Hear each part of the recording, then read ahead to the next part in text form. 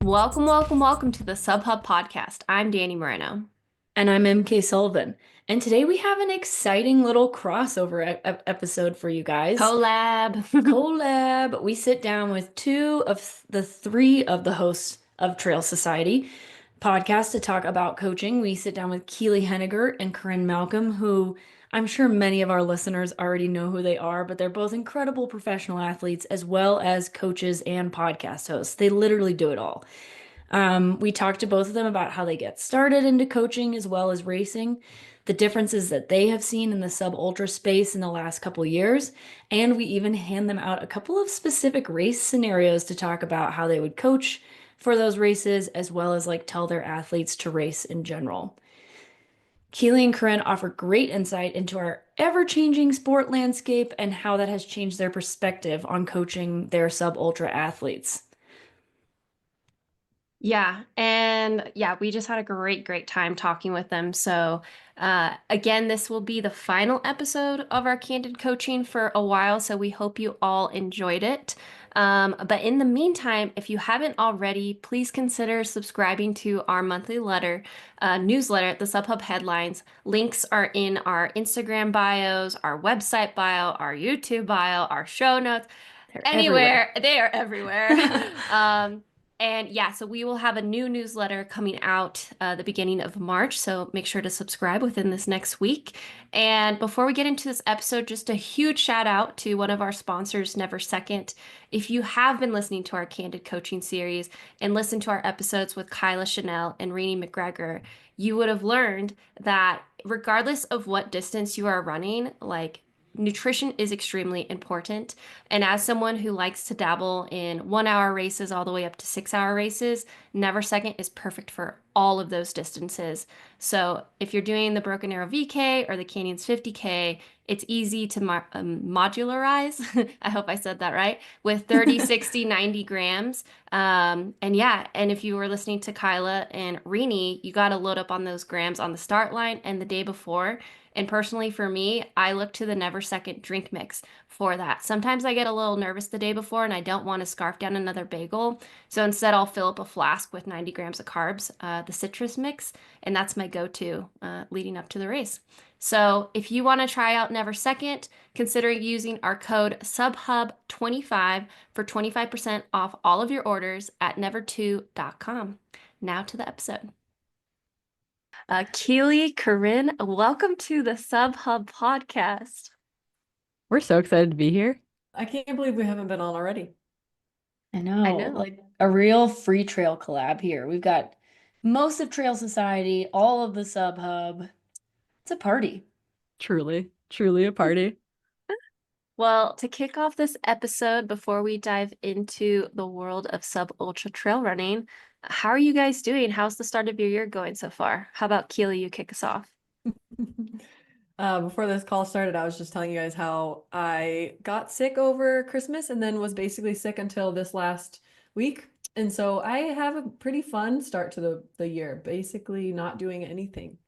And it was my only break from med school. So I was really looking forward to having some break and like going on runs and hanging out with friends and doing all my, fun stuff. And instead I was just sick at home for 3 weeks. But you know what? Last week was amazing. This week's amazing. So I think the rest of the year is off to a great start. Yeah, there's nothing worse than being sick during like Christmas break either. I feel like there was a string of years where I was always sick when my parents came to visit, and I was like, I'm really sorry, you guys, but I do not want to hang out with you. Corinne, how are you doing? I'm good. We were joking because I like have whatever Keely had, I'm sure, just like some sort of upper respiratory tract infection where I'm like kind of hacking and losing my voice a little bit. So hopefully I don't lose it on this. But I had a great start to the new year. I got to go skiing a bunch. I think I did like 30,000 feet of like human powered ascending in a week, like 4 of those days on skis, and it was awesome.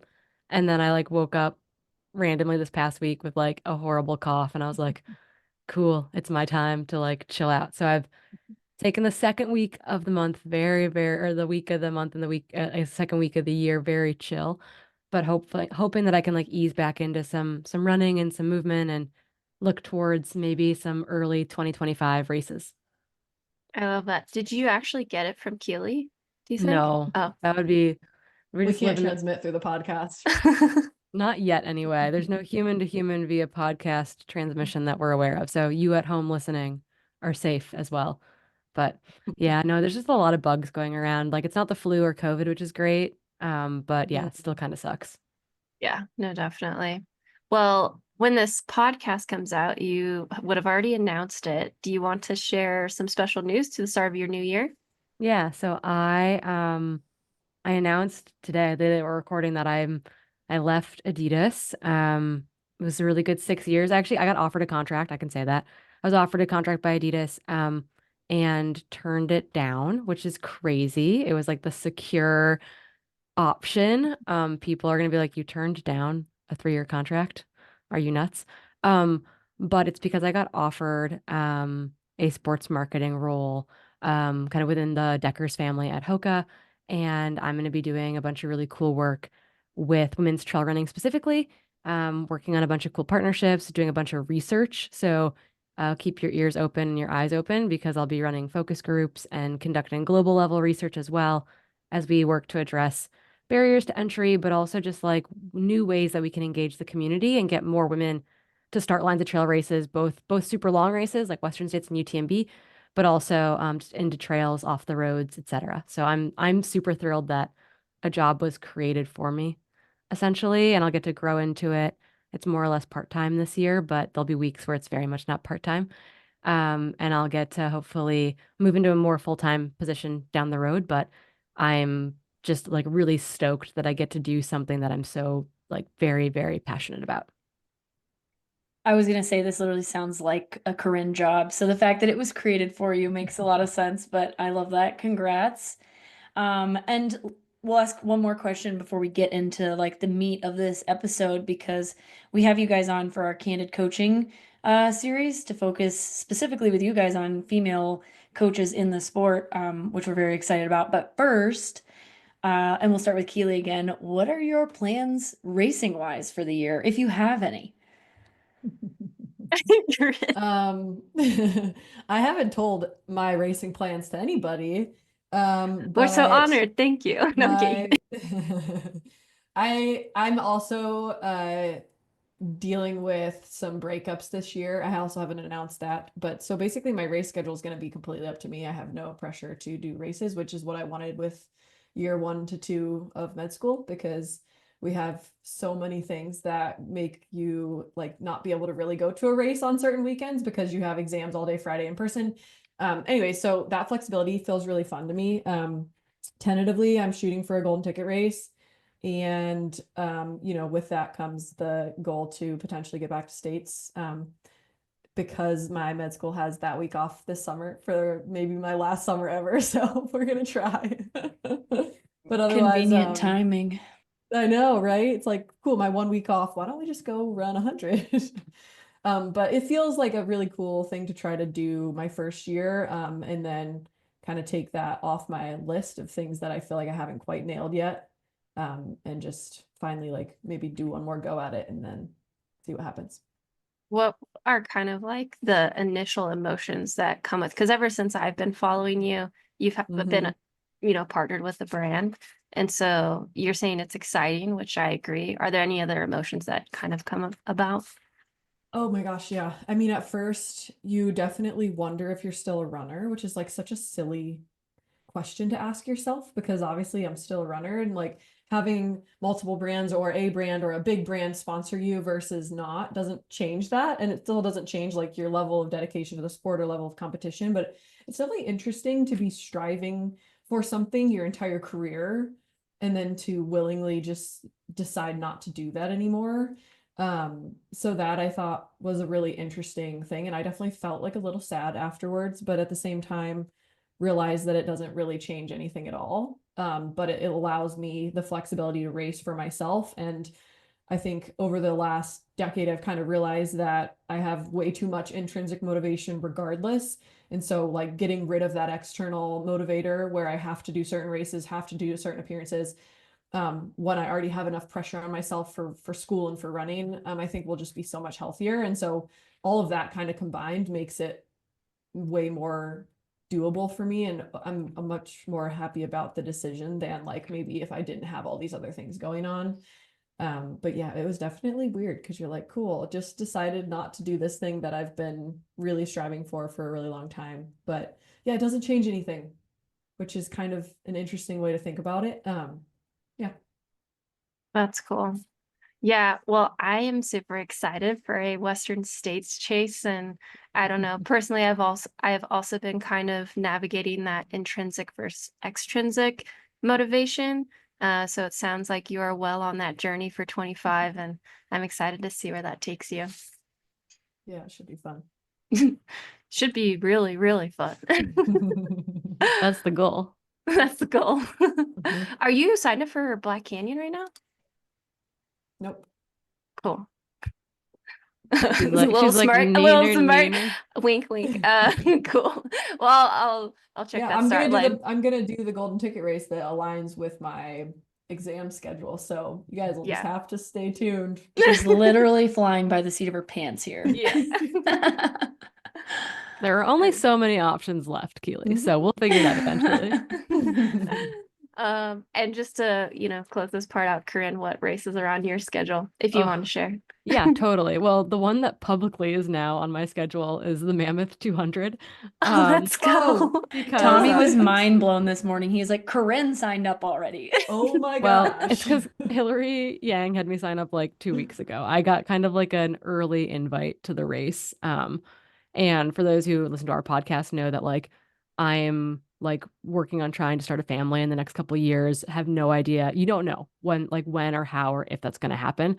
And so it's kind of nice to have carrots out there. So it's kind of like I'm 34. And so racing is this thing where it's like, I guess we just keep racing until you find out you're pregnant or not. And then you like just maybe don't race for a little bit. So I've got Mammoth 200 on the schedule for end of September, which feels kind of crazy. I'm going to be at a lot of races. Like I know that I'm going to Black Canyon to do media. I am then like flying, I think, from Phoenix to New Zealand to be at Tarawera to work media there and do an activation on the ground and do some research. And so I might jump into the 50K there, the 20K there, get a stone. I'm going to be on the ground anyway. So I think some of my racing is going to be super opportunistic as well. Just like, do I feel good? Am I in a good place? Luckily, my job is going to put me at a lot of races. So I do think that I'll have the ability to jump into some shorter stuff.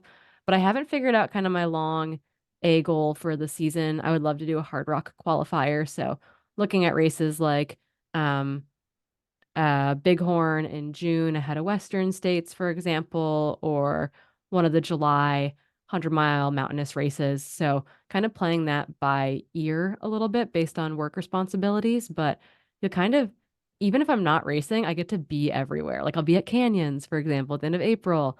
I may or may not be at desert rats. So it's just like this like continual cycle of like, I'm gonna have to be everywhere, which is honestly very exciting. That is super cool. And it's interesting interviewing you guys about, especially this first part, like right now, as you're both kind of like in this transition, almost like a second transition in your life of trail running here. Because we want to talk a bit about what inspired you guys to transition from being just professional athletes to becoming coaches as well. And like balancing both of those roles. But now you're even transitioning to being professional athletes, whether it's like you're sponsored or not, I would still consider you guys professional athletes. Being coaches and also like having careers slash med school is a career in my opinion. So yeah, I guess the question is like, what inspired you guys to begin coaching in the first place? Keely, you can go ahead. Yeah, I think I liked this question. Mine wasn't really a transition from running to coaching.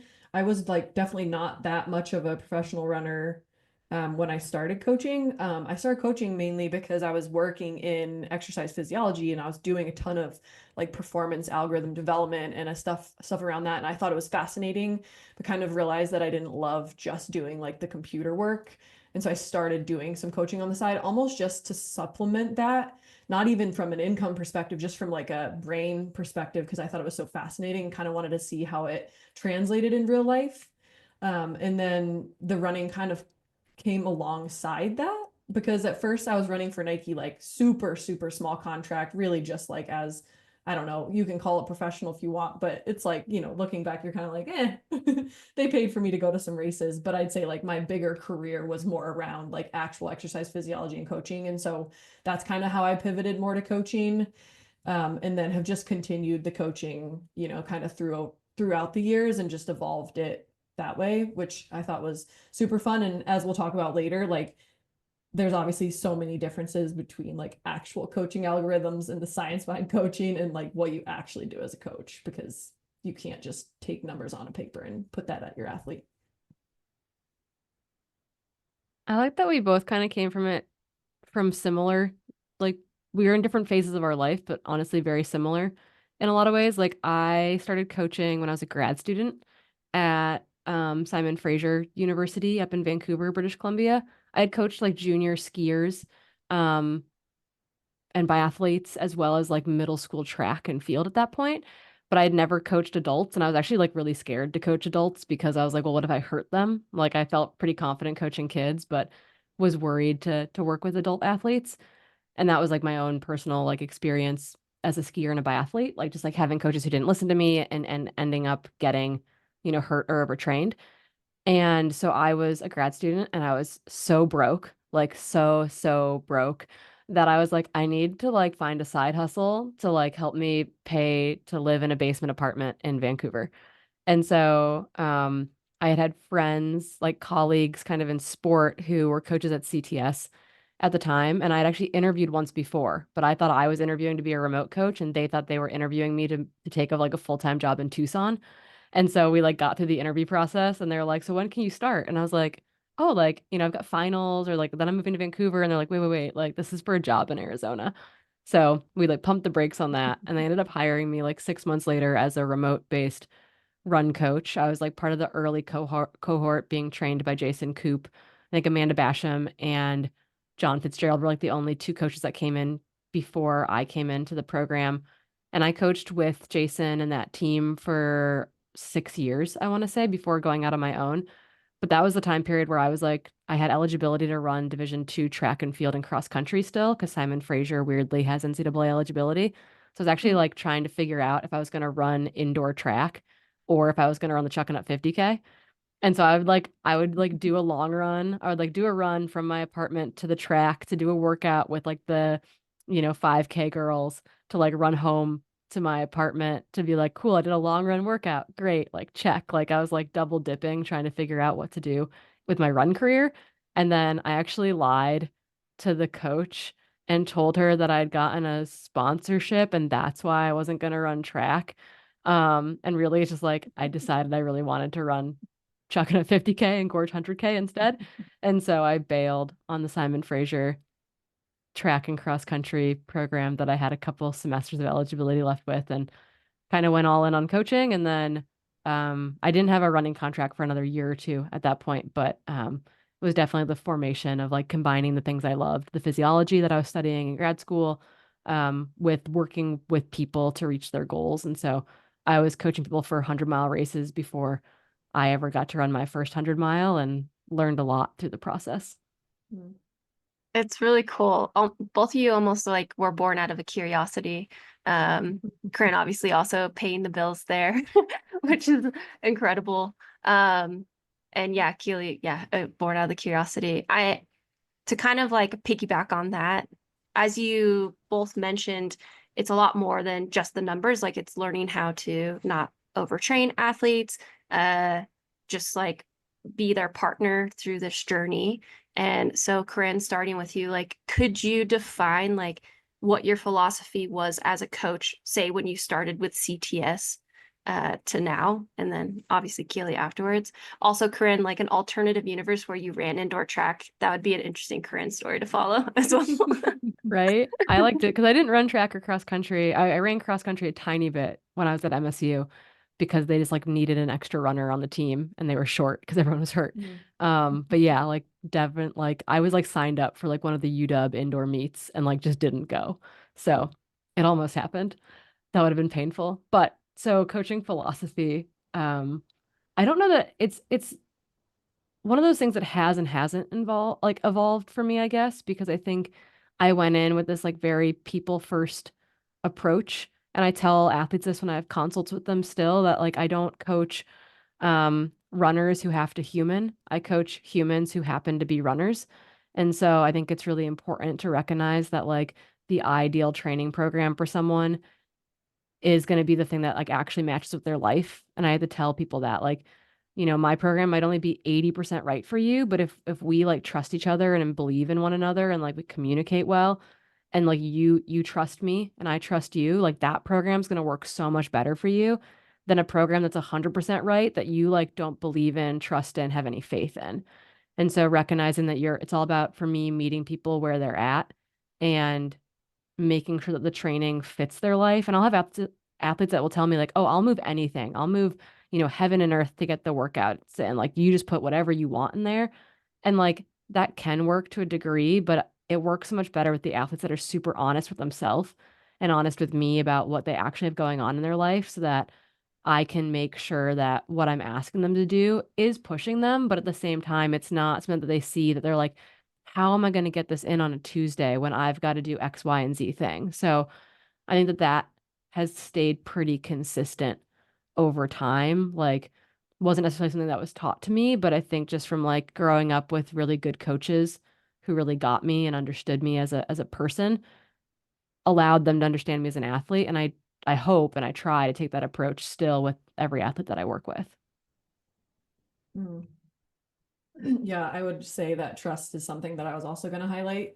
I had this interesting scenario happen while I was working at Nike where we had this algorithm that we had developed where we were like, we're certain that this test is going to equal the marathon time of the person running the test. And the test was 8 by 3 minutes at an all-out effort, and you would average their 800 time, and that would be the marathon time. And there was a little more nuance to it than that, but that is basically it in a nutshell. I mean, we piloted on some people who are pretty gifted runners who have been running for a really long time, who know how to pace, and it actually ends up like validating itself pretty well on this very, very small sample size. And we switched to working with people who don't run as often or who run, twice a week. And all of a sudden, the numbers make absolutely no sense because you're trying to make these people run something like you were expecting them to know how to pace this certain thing, but they don't know how to. And so I think that kind of like highlights my journey with coaching, because I think you start coaching with all of this information where you think you're the expert, you're the one leading the show, you know all of these things and how they should play out in the training platform and how they should lead to a certain outcome in a race. But then you slowly realize that that's not what happens with all of your athletes, right? And so I think my mentality has kind of shifted over the years to be more, instead of me being the expert and they're learning from me, it's more like I'm learning from them in order to coach them. And because it's not like training has to be this super complicated thing, but to Corinne's point, like noticing what their tendencies are, like what they tend to get caught up on, what things they really like to do, that's really way more important than any of the back end science, right? Because if you don't make a training program that's going to like highlight their strengths and make sure that they don't go like down rabbit holes that are really negative for them, then the training plan is not going to work for them. So yeah, I'd say now I'm more like I learn from them the most. Like they teach me so many things, and then I get to like use that information to guide them. And so just to like understand how you started, you're talking about trust. So it's having trust in like your relationship with each athlete is how you meant that? Okay. That's cool. Yeah, totally. Like I would say like they teach me a lot because they start to trust you as a coach, so you learn from them. And then as you're learning from them, you're able to like tune the training to fit their lifestyle. And then they're going to see the benefits from that training. They're going to slowly trust you, and it's like such a long-term relationship where like you're both trusting each other and you're both learning from each other. And that's kind of how you're evolving the training and making it super tailored to that specific athlete. It's not like you're tailoring the workout just based off like the science of like, oh no, this amount of intervals will equal this outcome. Like that actually ends up not mattering quite as much as that trust and just like learning process. Yeah. Did the study where you were doing the 8x3 minutes, was that based off of the Yasso's 800 idea? A Yeah. little bit. Yeah, a little bit. It was like we were playing around with a bunch of different tests so that we could make the app we were working on like have people do a set of checkpoints every like 3 or 4 weeks and be like, oh, you're on track for this X time, whether it's a 10K time or marathon time. We were playing around with different intervals that were less intimidating or more intimidating and just seeing like which combination would equal this good predictive number. Ended up being that it did nothing, worked super well. Again, to your point, like you might have someone who is just really, really fast, but their endurance is not very good, right? And then vice versa. And so like they're using those short amount of intervals to predict really long race times, not accounting for fueling, not accounting for all of these things, like clearly doesn't really work, especially in that context. And that's kind of the general like gist of coaching in general is I think if you stare too much at the numbers and you want like definitive answers, you're never going to get them. Yeah, you like miss the forest for the trees type of thing. Like the snapshots don't really paint the complete picture. Yeah. Absolutely. Kind of just like to expand on that before we dive into more specifics of the sub ultra world.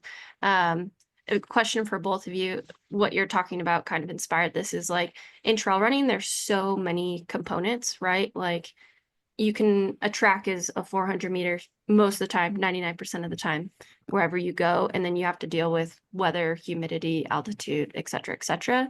But trail, it's like times 10.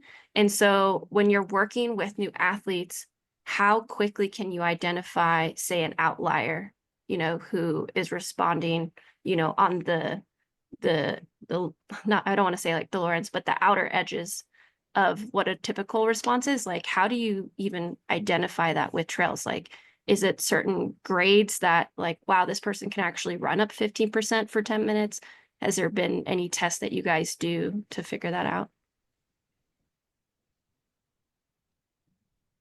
Keely, Corrine, does like your you're I was gonna ready. say I was like I was gonna ask Keely if there's something that she immediately gravitates towards. No, I think I don't know that I've got a good way to be like, oh, like this is like a clear outlier. I think that whenever I'm working with a new athlete, right, I'm trying to pick up like clues about who they are, right? Like maybe they've got some running history, I've got an age, I've got their general training history, I've got things that they've been able to accomplish, right? And then maybe there's some psychological components that you start to pick up onto, like they're very type A, or they did they come to me for direction, or did they come to me to simplify their life? Did they come to me to take the options off the table? Do they ask a lot of questions? Do they not ask a lot of questions? Like, I think it's those things that really start to stand out with athletes that you then begin to realize, like, okay, cool, they're going to respond. They're a hyper responder to this type of feedback, or it's like a great example of this, which seems maybe counterintuitive, is like if I've got a recovery run on someone's program, and do I have to prescribe it in miles or time? Because I've got some athletes that if I prescribe it in time, 40 minutes, they'll run as many miles as they can in 40 minutes. And the same athlete, maybe if I give them 4 miles, will run 4 miles as fast as they possibly can to be done sooner. So it's like understanding, like, I want them to run 4 miles or 40 minutes or whatever it is, super easy. I need to be able to figure out how I tell them that, and it elicits the responses I want from them. So it's like I think those are the things that I'm trying to look for as far as like identifying characteristics within an athlete's quickly so that I can tweak things for them, is like understanding when I give them a direction, how do they take it? Like, do they go and sprint for 40 minutes, or do they like go run really easy for 40 minutes? Like what kind of cues do they need for adaptability? Same thing, I've had athletes in the past where it's like if I prescribe 75 minutes of running, they're going to do 90 minutes. If I prescribe 2 hours, they're going to do 2.5 hours. And so it gets to the point though sometimes where I'm intentionally prescribing less because I know they're going to do 15% more. And so it's like trying to come to terms with that athlete via like picking up on those cues or having conversations to like mitigate and identify like what's going to work well for them or what's not going to work well for them. And that can change like chapter to chapter. An aging athlete's going to respond super differently than a young high performance athlete. My like elite athletes like respond to training way differently than my oldest athlete's 73. Okay. And he like All only right. timed events now and he's amazing. But it's like his recovery time is a lot slower, So it's like, I think Keely and I both coach like a really wide range of athletes. And so it's like, those are the things that I think we spend a lot of our time thinking about versus like identifying like high performing components. Mhm. Yeah, that's exactly what I was going to emphasize is I think in the realm of the word outlier, in my mind, there's like two in this realm. It's like the outlier who's performance focused or just like has really high potential. And then there's like the outlier that is just everybody else who I think in my mind is their own little outlier. And I think like the performance outlier is really interesting because I think there are athletes that you get who immediately show a lot of strength and a lot of potential. I think the thing that I now try to do is I don't try to make any sort of judgment for the first month or two because I've found that sometimes those outliers do show a lot of potential, but it might be because it's really short term and that they're not being as truthful with you about the training load and they're eager to do more and their times are improving and they're doing really well, but you don't have the whole picture yet. You're still seeing like a very small snapshot in their elite like journey. And so for those kind of outliers who do show a ton of potential, I still like really just keep the training pretty basic and just let them slowly gain like confidence, but also like kind of the monotony of boring training for time and not try to like force anything or like give them too much kudos for certain times and stuff. Because again, I think sometimes that can like lead to overtraining and them hiding things from you and just like wanting to go, go, go, go, go. And then I think the other side of the outlier coin is like everybody else who is everyone's an outlier, right? Because you have people coming to you with different histories, different injury histories, different goals, what they like to do, what their job is like, how much family they have. And I think for them, like there can't be a one test or even like a multiple test that shows you like, are they going to withstand volume? Are they going to withstand this kind of workout? Are they better on vert? Are they better on technical? And I think it's like you have to really just develop that picture over time and just learn like what they like doing, maybe what their flaws are, like where have they messed up in the past? Are they the kind of athlete, to Corinne's point, who will admit to you that maybe they're not quote unquote coachable? Because those athletes are going to be way different to kind of like wrangle and keep on course than athletes who, actually just listen to every single thing you say. And so I think like it's just so nuanced, which is why I think I love coaching because there is no ever like right answer. That you just have to really learn about your athletes and take the time to not go like too fast, too quickly and give them too much and like just slowly build the relationship, slowly build the training, and then look for those trends that do show you like, oh, this person's really good at uphill. We don't need to like focus on that as much. Maybe we focus on downhill because that's where their weakness is. But I think it just takes like so much time. And I wish for all those coaches out there, I wish I had a sexier answer that was like, it doesn't take any time at all. But unfortunately, I don't. Yeah, and I'm sure that you guys experience this as well, but it's just like the more communication you can get with an athlete, like the more frequently, over that like 6 month period or something that you're like, okay, what did you feel didn't work? What did you feel did work? How can I help you? Like, either feel better or think about this better. Like that makes all the difference rather than just like plugging in numbers like we were talking about earlier. Mhm. And just on a personal anecdote, in terms of Corinne talking about running for time, when Rick first started coaching me, we were like friends, and I asked him to coach me, and he used to just Strava shame me because he was giving me like time. He'd be like, "Go run for 70 minutes," and I would go run at like 7:15 pace, and he'd be like, "Too fast, Yep. too fast." I got too fast for like probably 6 months before I finally was like, "Okay, I gotta chill out." I gotta slow down. No, I've got this athlete who like I prescribe some of his training. He prescribes some of his own training. It's like I feel it's a partnership basically. Yeah, Like yeah. he's in a like a sub elite male. He's knocking Hmm. at the door. He's very talented. But we'll call it Gabe math. I'll be like, okay, like you can Gabe math this a little bit if you want. Like knowing that like I'm gonna prescribe, 8 to 10 miles and he like might make it 11 or 12. And it's like we joke about it on Strava and we like joke about it in his training log or we'll text about it and it's like yeah this like okay like I know your tendencies and so it's like I'm going to tell you what I would prefer you do in that Yeah. instance and like we generally meet in the middle pretty well but it Yep. is like it's so funny because I've got some athletes that it's like a green box in Training Peaks every day they just like they show Mhm. up they do exactly what they're supposed to do Yep. They leave me a nice little note, and it's just like green box, green box, green box. And if something is red, I like text them because I'm like, "Are you okay? Like, did anything happen?" And then I've got athletes where it's like everything's a little bit of like a choose your own adventure, where like it somehow becomes the week that it does each and every week. So it's everyone's different in that regard, Yep. and it like does make the job very interesting and very entertaining and quite funny. Yeah, for sure. Hey y'all, it's EmKay. It's that time of year where everyone you know is getting sick. My husband works for the school district, so we are constantly at the ready. I've been using Beekeepers Naturals immune boosting products, and they've become a huge part of keeping my system strong during tough training blocks, especially during the winter. Beekeepers uses propolis, which is packed with antioxidants, vitamins, and minerals. I like to use a throat spray if I start feeling like I'm getting sick, or if I'm getting close to a race, or if somebody else I know that I've been around has been sick. If you're looking for a natural way to support your immune system, I highly recommend giving Beekeepers Naturals a try. Use code SUBHUB20 for 20% off of your orders at beekeepersnaturals.com. All right, so we're gonna move to some sub ultra specific stuff here now, because this is the Sub Hub. I know you guys are primarily ultra ladies, but you've been sub short trail baddies in the past as well. So you guys have plenty of experience in this realm. But let's start with just like the shifting dynamics of sub ultra in general. How have you guys seen short trail change over, the last few years of your careers, both in terms of competition and like athlete experience? I think it's so sick.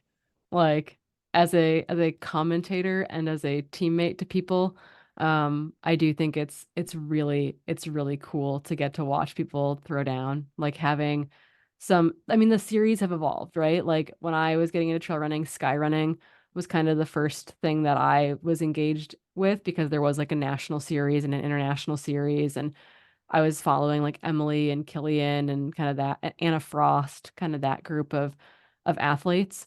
And so that's what I immediately engaged with, and that had like a good run before, and Solomon was invested in it and made a lot of sense. Now they invested in Golden Trail World Series, which your audience is very well versed in. And that's kind of been the main show where Skyrunning's kind of moved to the back burner in a lot of ways, which I think is interesting to see that kind of dynamic like flip-flop over time. But I mean, it seems to be a great way for people to race quite frequently and to race high level of competition regularly. And I think that we're seeing it grow on the national level as well, with more and more races that don't have to be a 50K to be super competitive.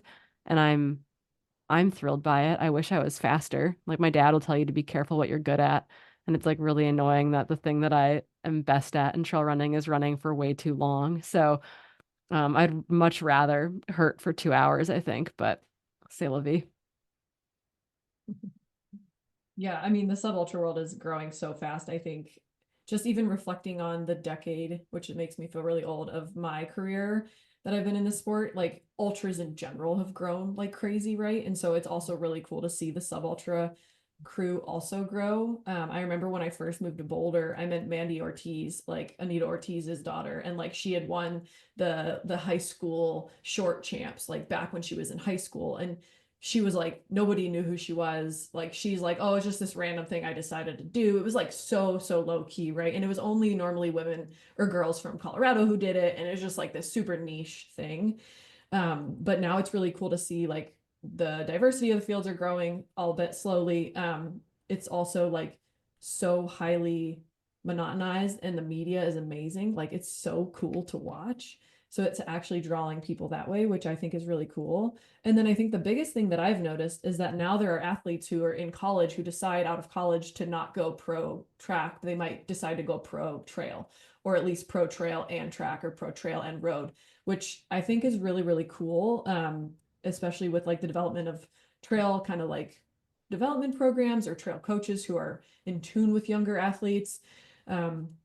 I'll throw on my like caution hat just at the end of this, but like the only concern I have there is that it is a big jump in load and in distance and in training volume that comes normally with the sub ultra distances, even though they aren't ultras, that I would be concerned having a lot of young athletes go directly into it without a proper coach. But I still think that like that's really exciting for the sport because it's going to bring more talent in, make the times even faster, continue to grow like viewership and all of that. But I'd say like with that also comes other problems. And so I think trying to balance that just to keep the sport healthy, keep the athletes healthy would be nice as well, just given the rapid uptick of participants and how young some of them are. I guess the Yeah. only other thing Oh, I'd go add ahead. is I think it's really easy for many of us, particularly those of us who are long trail bias, long trail focused, is to see sub ultra or short trail races as a pipeline to ultra running. And I think that we're taught that, right? We're taught that like high school running is a pipeline to college running is a pipeline to post collegiate running. So we're always looking for that, like our brains are looking for patterns like that.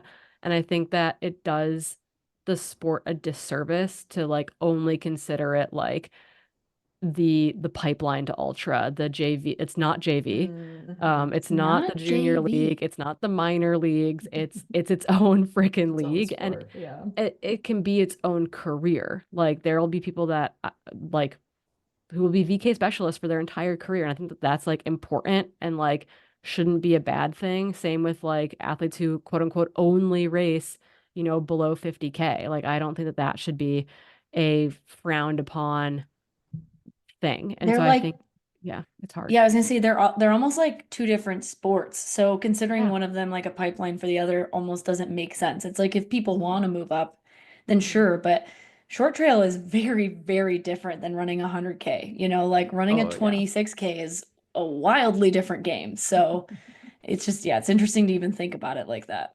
Yeah, I think Yeah. running a 26K is more similar to running a 6K cross country race than it is Yeah. to running a 100K, right? Like, or Mhm. even Totally. even like a 50K or a 50 mile. Like, I think that the athleticism and speed and like power that you need at the shorter trail stuff is just so different than long trail. And I think that, I don't know, we like to coalesce around like series that make sense and are pretty and are easy to understand. And one of the things that makes trail running really cool is that there are so many different disciplines. It is like our weakness probably as well, from like an organization standpoint. But it is also it's really cool that there's Tunnel Hill is very different than, Lake Sonoma 50 mile. They're both 50 miles, but they are all basically different sports. And I think that Mhm.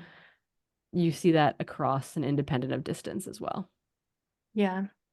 A couple of things to piggyback on how Keely said, this allotment of collegiate runners who are becoming interested in trail. Thanks, I think, honestly, to media. Like those kids grew up with technology and seeing cool videos of trail running on Instagram or TikTok and Golden Trail being on YouTube and Amazon and seeing those series all around. And then now you have, as we mentioned in our kickoff episode, Lauren Gregory tearing down a downhill on flow track of all places, which is so cool because then athletes can see like, wow, my heart doesn't belong on the track and roads. Like I want to try out this world. But also to that point, like we interviewed a lot of American women at the end of last year and a couple who had participated in the Olympic trials. And Sierra Zanella is long. It's 3 hours, like especially for a collegiate athlete who potentially their longest distance was maybe a 6K, maybe a 10K if they're on a distance side. So going from 30-ish minutes to 3 hours is a big difference training load wise. And then you add uphill and downhill. So yeah, I think it's really important that coaches realize too that sure, you might get like a sub 16 female runner, but that doesn't mean in the first year you should be training her to try and win Sears. And now if you're looking for her longevity in the sport, like don't do that selfishly, like be a good coach and, try and build them up. And then also along the points of, different sports, like we're lucky we have great examples like Jenny Simpson, who dominated the 1500 for years, Emma Coburn, who still runs the 3000 steeplechase. So we have that like on the track side, women who have stayed in these super fast short races and haven't ventured to the road races. But, at least when I started trail running, the question was always like, when are you going to run further? When are you going to run further? Um, Always. always. And then, counterbalance that on the trail side. Andrea Mayer won world champs last year in the VK. She's only ever really done VKs, which is so sick. So I think it's more common in Europe with her. And, you think of Judith Weeder, who like still is crushing OCC and getting second. Granted, that's starting to venture towards the longer That was her stuff, longest race ever, though, right? Yeah, that was her longest race. Ida Nilsson debuting in her 100 mile at the age of 38, I think it was. And before that, she was a sub-ultra baddie for years. So yes, we can go on and on. But yes, it is cool to see so much more emphasis and attention being given to these shorter distances and giving them the respect they deserve. Yeah. I mean, sponsorship wise, right? Like Keely mentioned, like the monetization of short trail being so important. Like when I was looking for my first ever sponsor and I was talking with Patagonia, this is like 2017 or something, 2018. And I think it was, 2017. And they were like, we are interested, but like, are you going to run hundreds next year? Like, are you going to run 100? And I was like, I'd like run like the Rut and like Flagstaff Sky Peaks. I was like, this is kind of cool. I like the VK and like these like skyrunning races. But it was like, there wasn't a sponsorship pipeline that did not include 100-mile races. And like, still, yes, Western States and UTMB are like given this kind of like pedestal in a big way in the global trail running scene. I do think that what Solomon did really well with the televisable quality of the Golden Trail World Series is that they produced a viable pipeline for more athletes in the short distance realm to hold legitimate sponsors, and that's massive for keeping people like safely, or not safely, but like squarely in a discipline that they love and not feeling forced to move up in order to manage sponsorship requests. Yeah, or even move up too quickly, right? Because it's like, back when I declined my first golden ticket, I was 25, and like EmKay declined one this year. And like when I did it in 2018, my sponsor was not very happy with me. Yeah. And like a lot of people want you to do those big races. And, I think hopefully with Sub Ultra becoming more notable and giving more money and allowing people to do this like full-time or part-time and build up their mileage, build up their experience, like they won't have to make that jump so quickly. And hopefully that just makes the whole sport healthier, right? Because you can't say that like running 100 is healthier than running a 25K. Like that we know is not true. And so like if women don't feel like, or men don't have to do the 100 right away, like that's just going to increase their longevity in the sport and not make them force into 100, which is miserable. Nobody wants to be forced into a 100. That sounds like the worst thing you could possibly ever do. Danny's like, force me, please force me. It sounds like a long vision quest. Yeah. No, but it's true. I mean, I haven't been in the sport as long as you guys, but I have seen, great flames, great athletes come and burn out very quickly because they jump into those and they probably could have had longer careers or yeah, it does kind of suck.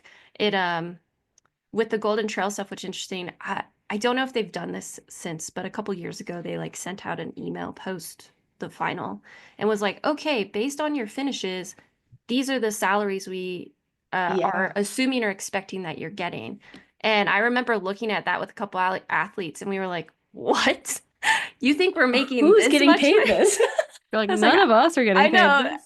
But it kind of like helped. They're like, no, you should be starting to ask for this much money. Because at that point I was just on gear. But I was just like, what? Do you think I should be making this much money? And then it was cool. They kind of had some like talking points for it's like your TV time is like X amount. And like that year I was in the their series or whatever. And I was like, wow, I was on YouTube with millions of views for this amount. Like I should be thinking more like that, and then providing this platform.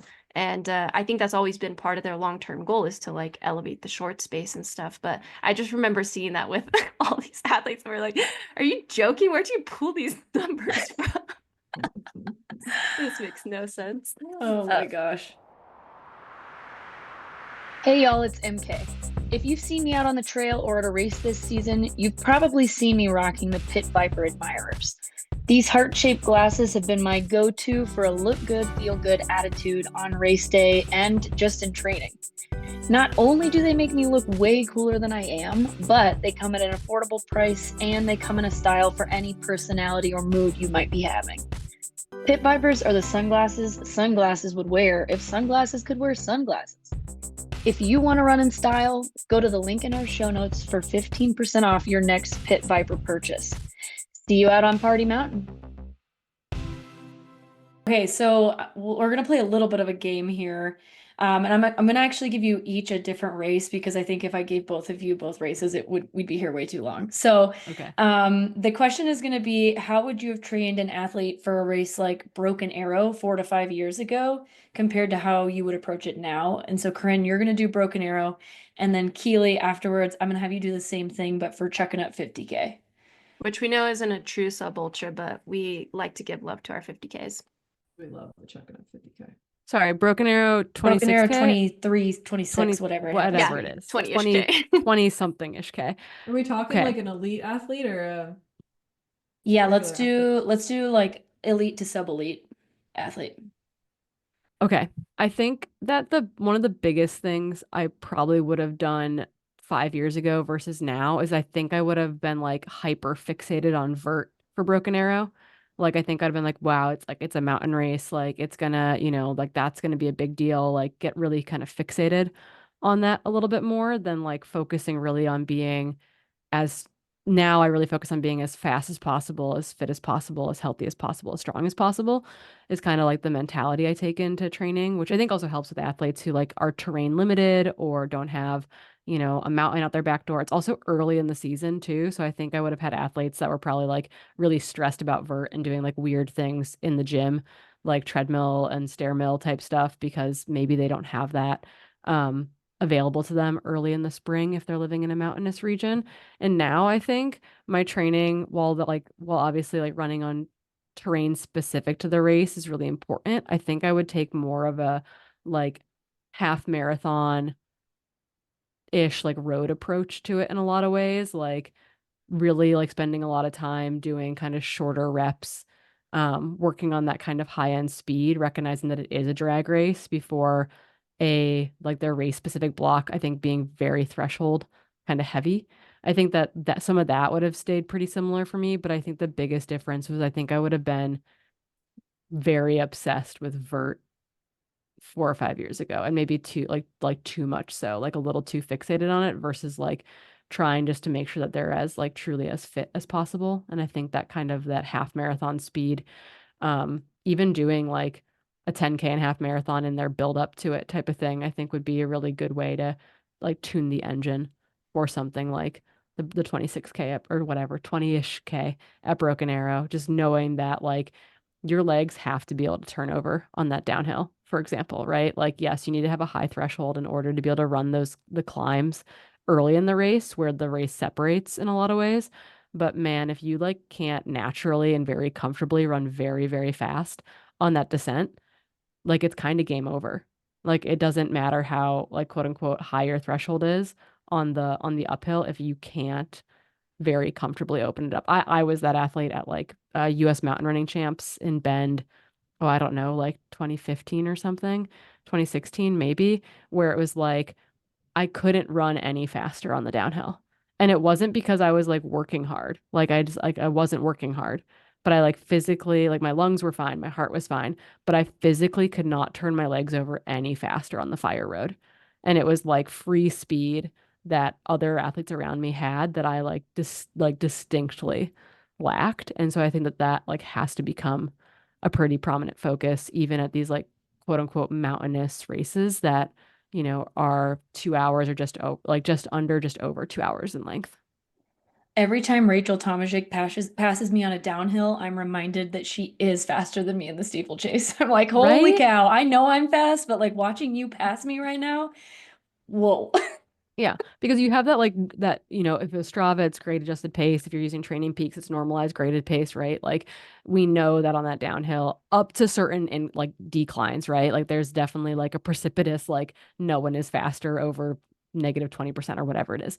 But they're like on that, if uphill is kind of like douche grade, like downhill maybe is like glory grade or something, where it's like you should just be able to run indefinitely fast. The biomechanical ability, particularly when you're tired, to be able to do that in that race, I think becomes kind of mission critical. And so I think having a more well-developed speed block for a race like that would become so much more important, or has become so much more important, both to me personally and I think to the sport, than Corinna 5 years ago would have thought it was. Can you identify like a specific moment where that thought process was influenced?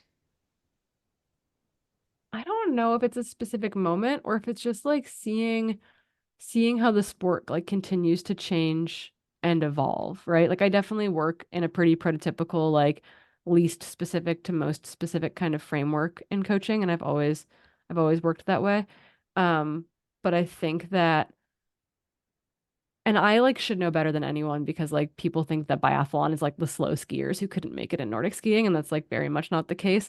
I think that people think that trail runners are like the people who couldn't make it on the road, and that's like also very much not the case. But I think that I, like many people, and maybe it's because I was like looking at my own running and being like, well, I come from skiing. I love running 10-minute miles. Like I'm doing fine in these races. Would kind of like put that proxy onto other athletes. And that has very, very much evolved, particularly I think 2019 or 2020 onward. I think we all had that year of really good quality training with like little disruptions during the pandemic. And I think the athletes that came out of it differently than they went into it. Generally for the better. I came out maimed, but everyone else came out for the better. And I think that you like have to show up prepared to run really, really fast, independent of terrain, basically. Definitely. I could not agree more. Yeah, I mean it's becoming more common for these shorter races that people will do road races before that, which used to be like 1 out of 10 athletes. Now it's like 8 out of 10, specifically for like the sub ultra. Maybe that's a little generous, but you take athletes who had incredible years. El Hussein ran a sub 28 10K to kick off the Yeah. year. Roberto De Lorenzini, he had an incredible year, was right there with El Hussein. I mean, we used to see Joe Gray for years. I mean, he just won another Masters championship, but he used to do cross country races, and he's been at the top of the sub ultra game for a very long time. So it is really cool to like see that translating. And then Yeah, obviously Ninke, Brinkman, Grayson Murphy, the list goes on. and I don't know where we lost that. And like maybe Keely will touch on this a little bit, talking more to Chuck and up, but like we have to remember too that like folks like Devin Yanko, Ann Trayson, etc., have and still do, like Devin in particular, like still put in roadblocks every year. Like Ann Trayson was an Olympic trials qualifying marathoner when she was running Western States. Ellie Greenwood like ran some stupid fast like road race and then won comrades and then won Western States in a course record performance. So it's like I think we see that very clearly in the short distance side, but I think it also exists in the ultra side and it did exist 20 years ago. And then I think in the early, I don't know, mid aughts, maybe 2010s or something, we like got too influenced by the Anton Karpitchkas Yes, of the that's what world. I was gonna say. And we like, and like just like had like, our brains were wiped clean with Anton Karpitchka. And we like decided that everyone needs to run 200 miles a week and like speed didn't matter. But it's like athletes have been doing this for a long time. And I think that we just like were brainwashed by shirtless men running way too far.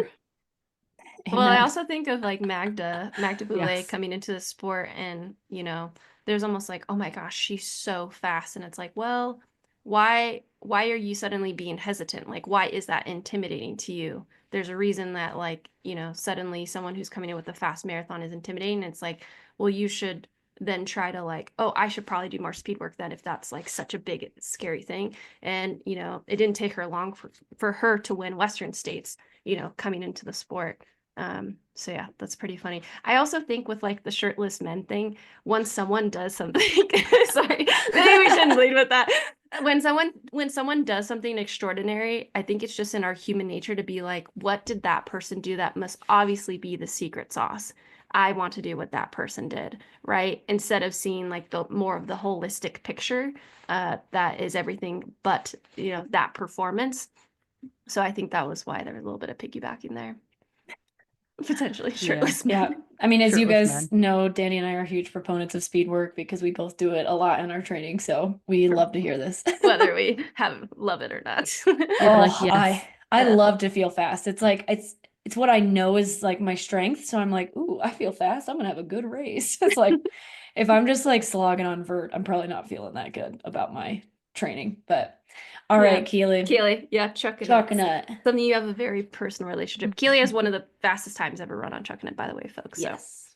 yeah, I love respect. Chuckanut. Yeah, so I think that I would not change a ton about the actual training. That's no shock to anybody, I don't think. I think you'd still focus on the given athletes like strengths, and you'd really want to get them faster. You'd do flat and hilly tempos, you'd work on their speed, you'd work on threshold work, all of the things, right? But I think what's really crucial, and this touches on everything Corrine talked about, is that now we have 30 Magda Boulets, right? Like everyone is taking it seriously. Everyone is racing outside of these races. Everyone's taking their fueling seriously, figuring out how to cool off during hot races. And so I'd say like the training from a psychological perspective and a strategy perspective would change drastically, whereas like the physiology won't change much. And so two things that came to me right off the bat would be like putting expectations around time and race. Like the times that you see from past races, they don't really matter anymore. You probably have to run a course record to win. And so like don't get caught up on other paces people are running or like times you think you should run, just run as fast as you possibly can. And I think to get to that space where you're comfortable racing a ton of people instead of just being out front by yourself, like I'd have my athletes doing a lot more racing, like short distance stuff, like 5K cross country, getting used to just having people around because that's really intimidating. And I think, you know, when you are really gifted and the fields are small, you don't have to deal with that. Like you're running away with the win. And that is no longer ever going to be the case in this sport, which is really exciting. And then I think the second thing is expectations around fueling. I'm guilty of this. When I started the sport, I won my first race eating like two things the whole race. And you cannot do that anymore. People are taking this so very seriously. They're figuring out their fueling. They have pit crews. Like that cannot be something we disregard. And so I'd say a lot of the training would also just be like figuring out your hydration, your fueling plan, how you're going to implement that during the race and the backup plan you're going to have in case that doesn't work out, because this is now like a much more serious event and we have to take all of the parts seriously, and the training will take care of itself, right? But these other things like we can't neglect anymore. With a race like Chuckanut, so I would agree. I signed up for this year. Sadly, I'm not racing it this year. I'll get to it at some point. But what's interesting to me about that course is you have kind of like that runnable section at the beginning and at the end. And so how do you prepare, you know, in this example, a sub-elite, elite athlete for that, you know, being able to run, you know, on tired legs at the end too? Because to me, like that last 10K could be the difference between breaking the women's course record or not. Yeah, I'd say some of the like bread and butter workouts for Chuckanut would be like you're doing steady state on trails in the middle of a long run workout, and then you're finishing with like a hard tempo on flat or slightly downhill, like gravel or path or whatever it is. And so I think just like throwing in tempo work, threshold work where there's hills and flat combined so that you're just used to the transition, I think is really key. I do think that if you're throwing in enough climbing like into your tempos, that there's not like enough climbing at Chuckanut for you to not be able to then run the flats, but it is still really important. And so I think like, yeah, just throwing in the threshold work that combines the hills and the flat is really good. And then for some of my favorite workouts to prescribe, because Chuckanut's full of these like 10 to 15-minute hills, they're not super long, but they're long enough to hurt. I really liked to do reps for athletes and myself of a similarly length hill where you have to like really focus on recovering after the hill and just like getting right back into the groove, but giving yourself a short amount of time to recover. So again, you're working on that transition of like running really hard uphill, giving yourself a little bit of recovery so you're not redlining the whole race, and then picking it up again on the downhill and realizing that like you will recover after that really hard hill. And then that translates into the road. So it's like obviously after the climbing you then have a nice 10K on the road, and you just need to be able to have the turnover for that. And so yeah, just throwing in flat stuff mixed with hills is I think the key for that, and not sacrificing speed, because it's again it's just a fast race. The trails are fast too. Yeah, there was a couple years where they had you go down the road, like this fire road before, and then you hit the 10K flat. And we couldn't decide locally which one was worse because like you either go back down the fragrance like single track, which is like hard and fast. I think I think I still have one of the fastest like Strava times on it, and I'm like very proud of like throwing my body down that thing. But there were other years where you had to go down the fragrance like fire road instead and then hit the 10K flat at the bottom. And it was like you could run quote unquote so much faster on the fire road. And so it was like it was like we weren't sure like which one was worse, like what the time difference actually was between the two of them because like you could punish yourself a little extra hard on like the grade of the fire road and then you'd have this 10K flat, which could be a real eye opener on your way back into town for sure. Yeah, and I think like I'd love to hear your guys' opinions on this, but in my mind, like the kind of work you do for marathons and the kind of work you do for road races, there's not a huge difference from what I would have athletes do with Chuckanut, except add in some hills. But like you still want to work mostly on turnover and then just make sure they can also run hills. But like all the kind of work where you're just maintaining that threshold pace on tired legs is going to be really helpful for the towpath. Yeah, I would totally agree with that. Because I think Way Too Cool is like a similar course in that sense, and I've run it twice now. And the first time was like my debut trail race, basically, and I was just marathon fit. Like I maybe did a couple of like trail runs just for fun, but I was just really marathon fit. And so the second time around, we just trained like I was training for a marathon, and like every 3 week, my long runs I think may have been my only like hill days, whereas all my workouts were like flat, fast stuff. Yeah. I would say probably in that case, like EmKay, if like say you were a marathon fit for Way Too Cool, like having just a couple more long runs, because I feel like personally my best 50Ks is when I've done some longer runs that allow me to actually like push the last hour of like these 4 hour 50Ks. And that's what gets you. I mean, we keep using the course record as a benchmark because I agree, like most of the time now, if you're lining up for a stacked 50K, like you should be trying to break the course record to try and win it. And so I feel like the last hour is critical. And Keely, I mean, using you like as a real example, like you ran 407 at Chuckanut in 2018. I don't know if you can remember the training you were doing leading into that race, but what would you say? It sounds like it might more or less be the same. Like the only thing that comes to my mind based off what you said is like say you were aiming to be able to run 6:45 pace on tired legs. It's like nowadays it should be you should be aiming to run 6:15 pace, for a 10K on tired legs. Would that be like the main difference? In terms of just like you'd have to adjust to be a faster 50K in general. Yeah, or just like thinking of the training that you had. Again, I don't know if you can remember what you did in 2018, like I would compared to if say, you're, yeah. Yeah. I'd say like most of my threshold work is obviously faster than the pace I close the 50K in because you have all the fatigue from the 4 hours of running. But I definitely just did a lot of douche grade hill tempo efforts on repeat. And then also did a lot of fast work because I'm like you guys, like I always have gravitated towards speed work. And so just doing like, whether it's mile reps or just stuff to get turnover, that really helps. And then, yeah, like my favorite kind of workouts that are like kind of pseudo workouts, it's like that threshold, right under threshold pace on trail, right? Where you're like just running kind of hard, but it's not race effort. And you're just getting used to grooving on the trail. And I think having those as your long runs, maybe post workout, are really good times to just like get the fueling down, know how to run really efficiently on trail, run fast, maybe not race pace, but like you're running on tired legs and just like really pushing. And then I think pace wise, it's hard because you can run 6:30s on the way out and 6:30s on the way back, but if you're not going to run the middle section that fast, like that doesn't really matter. And so I think to your point, Dani, like 6:15 or 6:45 could run a course record depending on your strengths. And so yeah, if you can run 6:15s on the way out, 6:15s on the way back, and also crush that middle section, that's going to be amazing.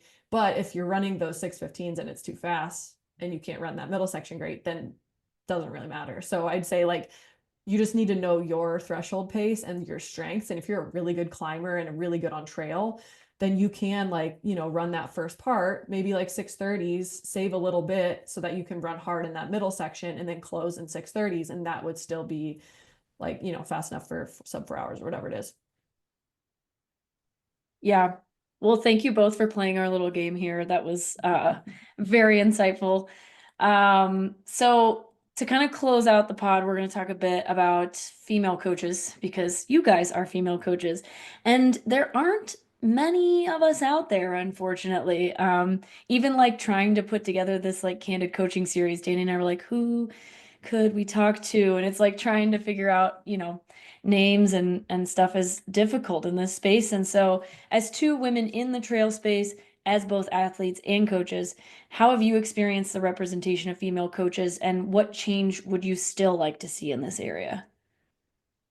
I guess I can start. I thought it was actually really interesting when I started coaching, and I was coaching for an organization that um, was, very professional. Like we had an athlete services manager, the athletes would come in through a bigger, like I was a novice human. I was a novice ultra runner. Like people weren't coming to CTS to be coached by me when I first started coaching, right? They were coming to CTS for coaching. I'd have a consult with them. They'd get, they would choose me or another coach, et cetera. Um, and that was an interesting time frame, right? Because I was like 27 and a female, like what kind of experience did I bring or not? Some people like kind of taking a chance on me. And I think being young and being younger than a lot of the athletes that you're coaching, because um people who can pay for coaching are oftentimes going to be older than you for the most part. And then being a woman too, and like kind of like how does that implicate or how does that affect like who wants to work with you or not? And interestingly, actually, while I coached at CTS, I coached more men than I coached women because we had more men coming in the door than we had women coming in the door versus now I coach on my own and I coach it's not quite 50-50. I coach more women than I coach men now. It's probably like 60-40 or something of that nature. My pros are entirely men, basically. I have one female pro and then the rest are men. But I think that was actually like the biggest hurdle was like just getting started and like feeling that both like imposed by the community, but also like your own imposter syndrome was quite difficult. I didn't have a lot of female mentors in the space. Most of my coaching mentors were men. Um, I had a female collegiate coach for skiing, and actually, when I was maybe going to run at Simon Fraser, the head track and field coach there was a woman as well. But personally, like my coaches historically growing up were men. The mentors I had as an adult coach at that point in time were also guys. And I think that that was really hard. I think that's shifted some. And like now we are part of that mentorship system in a lot of ways that we can provide mentorship to new coaches, both men and women. But I think that was kind of the biggest hurdle was just like that initial startup phase of like doubting your ability to do it. Um, and then I feel like once you're established, it feels a lot less scary. But that was the biggest thing was that just like I was getting blind consults with people who didn't know who I was, who had no reason to trust me, who were older than me, who were generally men. Like what could this like 27-year-old girl do to help them type of thing. But I think that's changed a lot over the last 7-8 years. But that was a partially, I guess, self-imposed hurdle again with imposter syndrome, but you didn't have it reflected anywhere, right? You didn't have those mentors that you could turn to um, trying to get things off the ground either, which I think was very difficult. Hopefully we're changing that. Yeah, I mean, I think as more women enter the sport, like the demand will keep going up because I think people like to be coached by people who like resonate with them. And so I think as the demand goes up, hopefully people will seek mentorship or see other people coaching and be like, hey, maybe I could do that. And they'll also get into coaching. And so I think as the sport keeps growing, there hopefully will be more people of color, more people from underrepresented groups, more women who are willing to coach and broaden that group even more by, giving athletes of different background space to have a coach that they can resonate with. But yeah, like to Corrine's point, I've only ever been coached by men. Like there's not that many women coaches in the sport. And I think, yeah, like I hope that it also changes, but I think we're at a good space in the sport where it will continue to change. Yeah. What would you guys recommend for women who are interested in being trail running coaches? Like what would be some knowledge that they should seek out, resources, etc., to like start that journey? Well, it's always interesting, right? Because people are like, what certification do I need to become a coach? And the truth of the matter is, like, there is no one certification. You don't need to have a degree in exercise physiology. You don't need to have a specific certification. I do think that coaches need to be hungry for information, though. Like, I don't think you need to pay for tests and that kind of thing, but I do think you should be hungry for information. You should want to consume information from the science, from the literature, from other coaches, from the community, from athletes' experiences. I think that like that should be a prerequisite in a lot of ways, is like just the hunger for knowledge and or the want to learn, right? Mhm. But I think that there aren't a lot. It's funny that like people ask what certifications I have, for example, and I've never taken a formal certification, but I've written the environmental physiology section for like the most popular ultra running cert that exists, the UESCA coaching cert for trail and ultra running. Like I wrote part of it with Jason Coop. And so it's like kind of ironic that I'm not certed, but like that is the one cert that you'll see that a lot of trail and ultra running coaches have. If you don't have a background in exercise physiology, or even just like biology, I do think that a program like that, I get no kickback from this whatsoever, um, could be helpful just because it does have like that basic like anatomy and physiology 101, like intro to concepts, intro to vocab. It can kind of like help to break down those barriers without having to necessarily read a textbook. But I do think that it's mostly about like continuing to grow your knowledge base and recognizing that you're never one going to be the expert in everything. Like I think that's a fallacy. A lot of coaches think that they need to know everything that they can about nutrition, It's not psychology, possible. physiology. It's not possible. Like you need to refer to PTs and dietitians and people who are trained in that. I refer people all the time to other like team members in a lot of ways so that they can get that information that I don't have. And also that you're never like your ideas are never set in stone. Like they have to evolve as we learn more, as the science shows more, as we get more information from the athletes. Um, but yeah, I think those certs can be helpful in just like making you feel like you have a basic understanding of some of these, like some of the vocab and jargon and concepts, but isn't necessary, I think, when it comes to like actually like whatever it's called, like hanging your shingle of like opening a business. But don't be afraid to like ask other coaches for help and advice either. And then also don't be afraid to like start by coaching a friend or two for free type of thing. And just like get your feet wet in understanding like what that communication feels like, what it means to like have help an athlete address their goals and build a plan before maybe you take that next step and you start recruiting for paid athletes for example. But yeah, one step at a time. Mhm.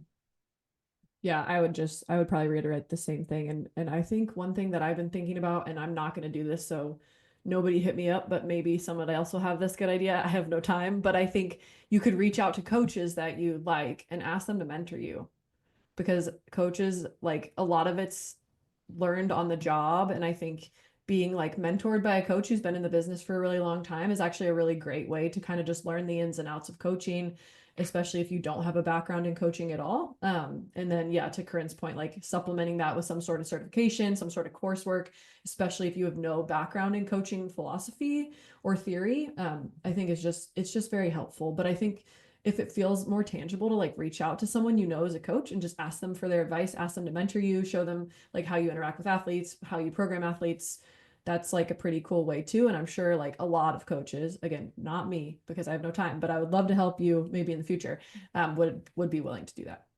Yeah, I and mean, I was gonna say there are some things out there like the Women's Running Coaches Collective, which I think is geared more towards like high school and collegiate coaching, is a yeah. pretty profound, like a profoundly good network, and they run a cool conference. And then EmKay, maybe you know, or Keely, maybe you know, there is one other group that runs, I'm like Googling as I try to talk, a like women's coaching cohort collective type thing. And it's basically, um, it allows for what? It basically gives you like kind of a, there isn't necessarily like lessons or a leader, but it's almost like a coffee hour virtually where like you have people that you can like meet with to like talk to discuss business things. I'm trying to find the name of it, and if I find it before we sign off, I'll yell about it. But um, that I'm that would a be very positive.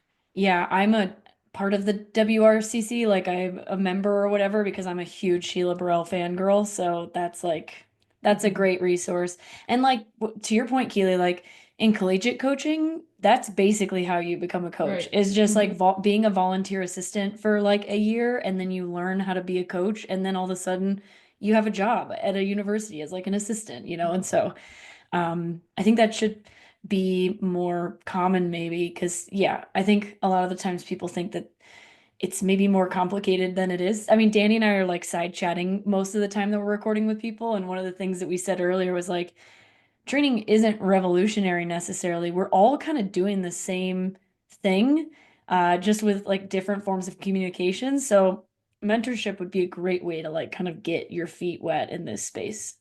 Yeah. It'd be cool. I'm not volunteering myself, just throwing this idea out there. Like at TrailCon, if they had like a coffee meetup for women's coaches, just to like Ooh. We chat can for make this people. happen. Dylan. Yeah. Dylan Bowman, Free coffee, Brendan Madigan. No, there are things that we want to do, or I say we. I do not put on TrailCon. I am not responsible for TrailCon in any way, shape, or form.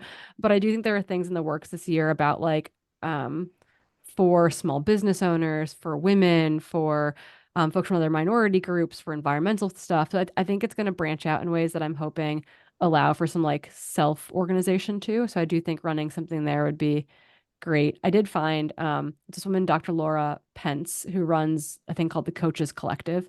Oh, yeah.